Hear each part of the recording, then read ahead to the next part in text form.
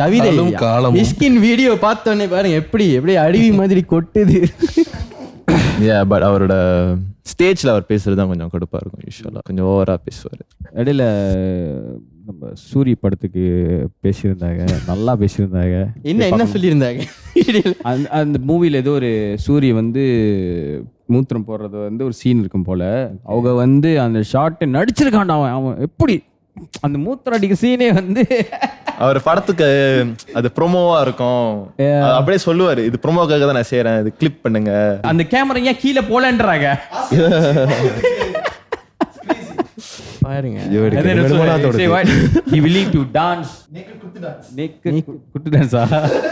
படம் சக்சஸ்க்காக நீ இந்த படத்தை வந்து பாரு, என்ன நான் நெக்கடா அண்ணா எவன் என்னைய பார்ப்பான், கண்டிப்பா படத்துக்கு தானே போவான், அந்த மாதிரி எல்லாம் பேசுறாங்க.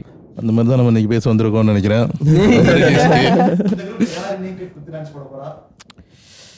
ஏன்